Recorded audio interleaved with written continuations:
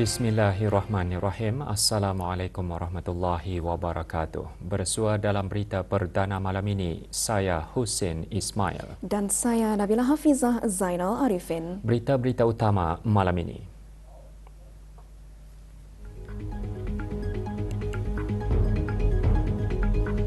Nilai kebersamaan memacu perkongsian jangka panjang negara Brunei Darussalam Amerika Syarikat.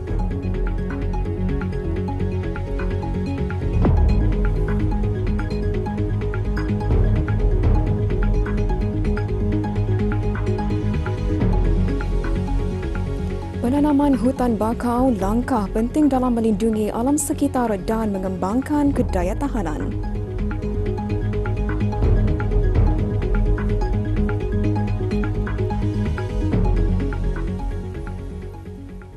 Negara Brunei Darussalam dan Amerika Syarikat menikmati hubungan perkongsian yang kukuh dibina atas nilai perkongsian, kerjasama dan hubungan rakyat dengan rakyat. Duta Besar Istimewa dan Mutlak Amerika Syarikat ke negara ini menekankan demikian semasa majlis bagi meraihkan ulang tahun kemerdekaan Amerika Syarikat ke-250. Majlis berlangsung semalam di kedutaan berkenaan di Bandar Seri Begawan. Hadir yang berhormat Pihin Datuk Lela Raja Major Jeneral Bersara Datuk Paduka Seri Awang Haji Halbi bin Haji Muhammad Yusof, Menteri Penyelaras bagi Keselamatan Negara, Menteri di Jabatan Perdana Menteri dan Menteri Pertahanan Kedua dan Datin. Puan Yang Terutama Karen McClellan dalam ucapannya turut menzahirkan penghargaan atas layanan mesra negara ini dan menghargai nilai kebersamaan dalam memacu perkongsian jangka panjang antara kedua-dua negara.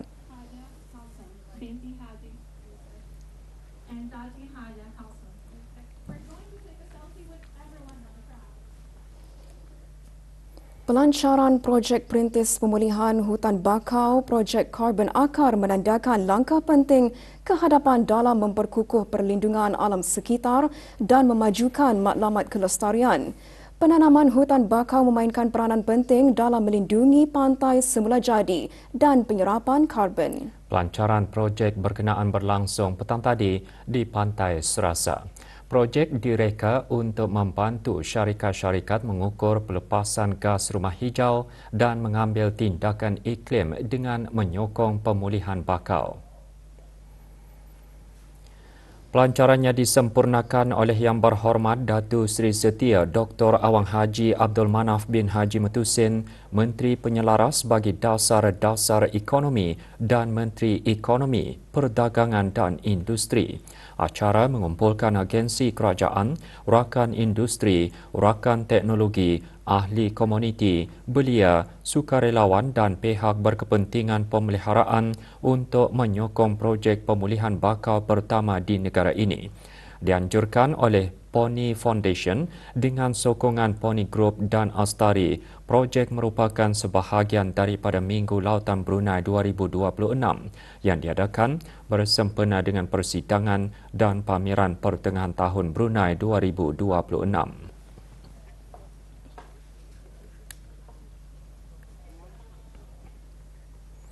Majlis Pemantauan memulakan bacaan ayat-ayat suci Al-Quran Majlis Khatam Al-Quran 80 kali khatam.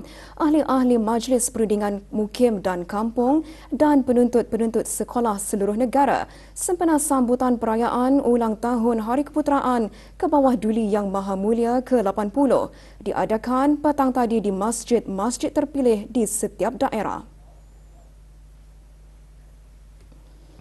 Di daerah Brunei dan Muara, majlis diadakan di Jami' Asri Hasanil Bolkiah, Kampung Kiarong. Hadir Awang Haji Muhammad Nazri bin Haji Muhammad Yusof, Setiausaha Tetap Kementerian Pengangkutan dan Infokomunikasi.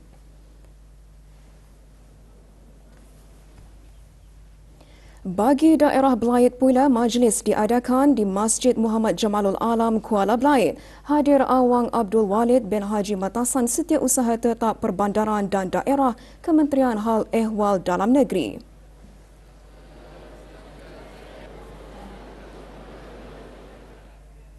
Masjid Hasanah Bolkiah Pekan Tutong menjadi tumpuan majlis di daerah berkenaan. Hadir Awang Haji Muhammad Rosli bin Haji Ibrahim, Setiausaha Tetap Kementerian Hal Ehwal Agama.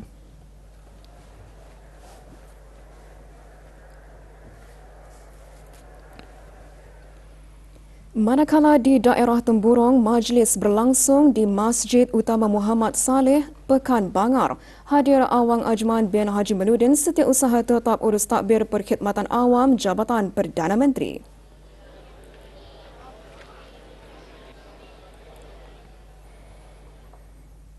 Kolej Universiti Perguruan Agama Seri Begawan mengukuhkan kerjasama akademik dengan Universitas Persatuan Guru Republik Indonesia. Ikuti bahan beritanya selepas ini bersama dengan bahan berita lainnya.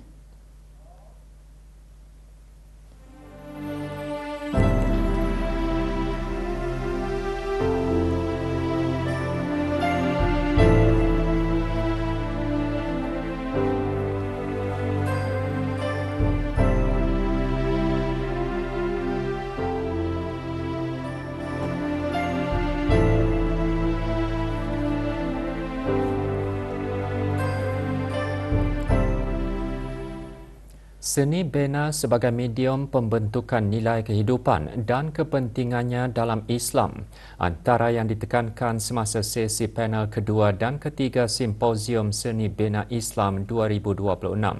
Sesi berlangsung di Balai Khazanah Islam Sultan Haji Hasanah Bolkiah.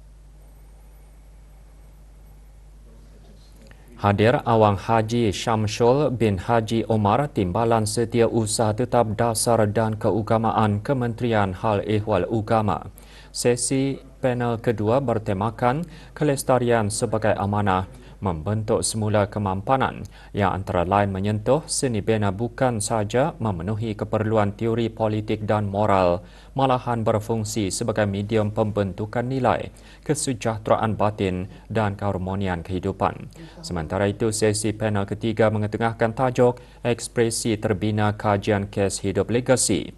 Hadir Awang Aliuddin bin Haji Abdul Rahman, Timbalan Setiausaha Tetap Pendidikan Tras Kementerian Pendidikan. Sesi antara lain membincangkan kepentingan seni bina Islam dan pelaksanaan garis panduan pembinaan masjid serta penekanan kepada konsep barakah dalam pembinaan.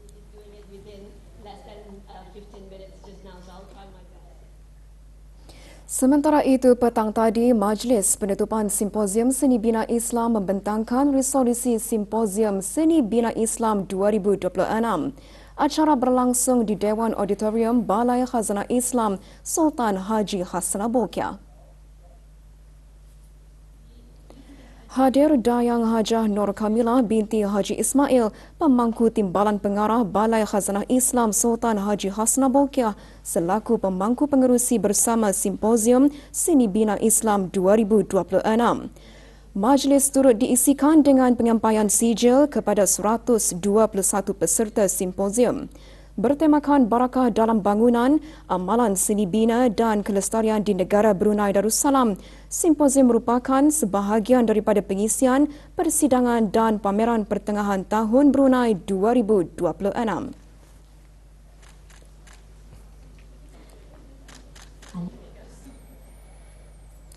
Kolej Universiti Perguruan Agama Seri Begawan Kupu SB petang tadi menerima kunjungan akademik Dr. Rufi'i, Direktor Sekolah Pasca Sarjana Universitas Persatuan Guru Republik Indonesia PGRI Adi Buana, Indonesia.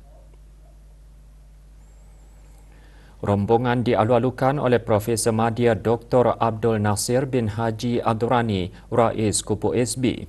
Juga diadakan penandatanganan Memorandum Persefahaman MOU antara Kupu SB dan Universitas PGRI Adi Buana.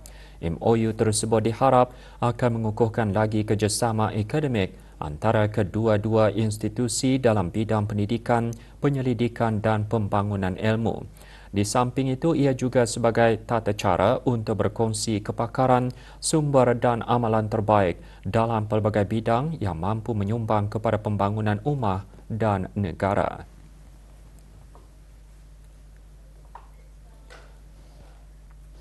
Bengkel pengenalan kepada pertolongan cemas kesihatan mental untuk ketua-ketua jabatan di Kementerian Kesihatan berakhir petang tadi dengan majlis penutupan dan penyampaian sijil.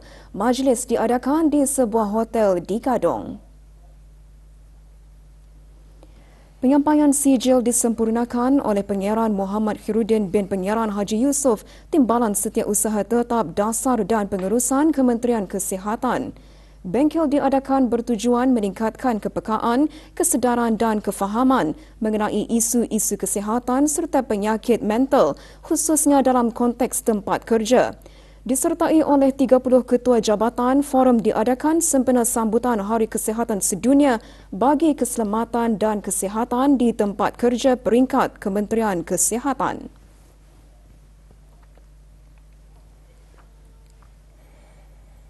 Sambutan Jubli Intan penerbitan majalah Bahana merupakan detik bersejarah yang mencerminkan usaha dan komitmen Dewan Bahasa dan Pustaka.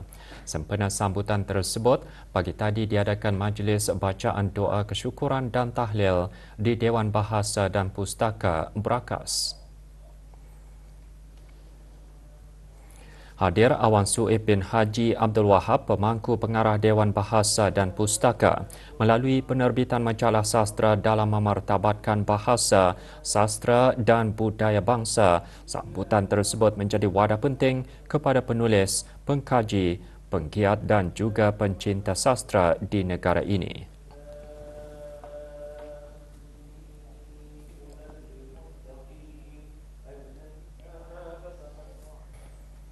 Monsun barat daya di negara Brunei Darussalam dijangka berterusan sehingga hujung bulan September 2026 serta bagi tempoh peralihan monsun dari bulan Oktober sehingga hujung bulan November 2026.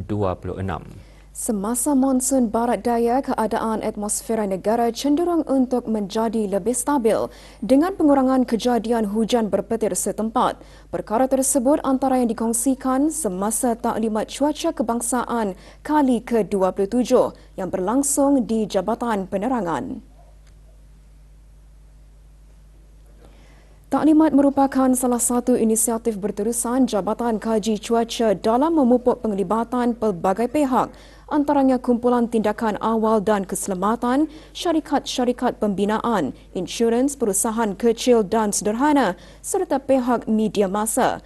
Taklimat juga berperanan memudah cara kesiapsiagaan dan perancangan awal bagi menghadapi keadaan cuaca yang berubah-ubah.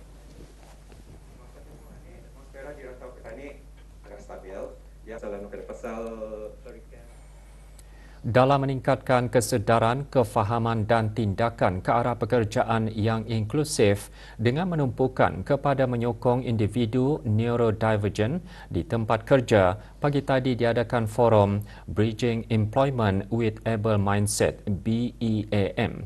Forum berlangsung di sebuah hotel di Ibu Negara. Forum membincangkan pelbagai tajuk termasuk amalan pengambilan pekerja inklusif, kesediaan majikan dan sokongan di tempat kerja.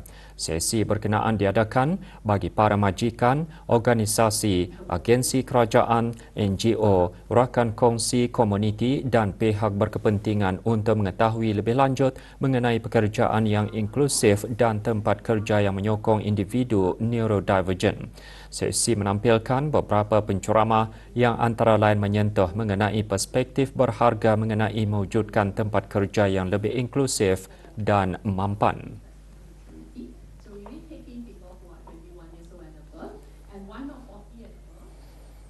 Kolej Sains Kesihatan Jurudong Park Medical Center hari ini mengadakan hari terbuka bagi memberi inspirasi kepada generasi muda mengenai kerjaya dalam bidang penjagaan kesihatan.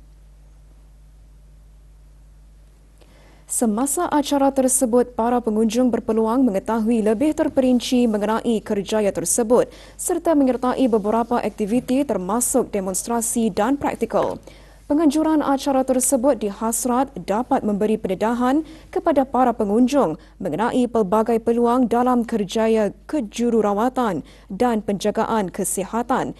Juga diadakan pameran interaktif, lawatan kampus dan jualan. Kejohanan bola keranjang Piala UC 1000 diteruskan lagi semalam dengan 2 perlawanan. Dianjurkan bersempena sambutan Hari Keputeraan, perlawanan berlangsung di gelanggang bola keranjang BBA Batu Bersurat. Perlawanan pertama menyaksikan saingan kategori terbuka wanita antara pasukan Propel X Stick Goldsmith menentang Hoopsters. Pada perlawanan tersebut, Propel berjaya menawaskan Hoopsters dengan kiraan akhir 98 berbalas 38.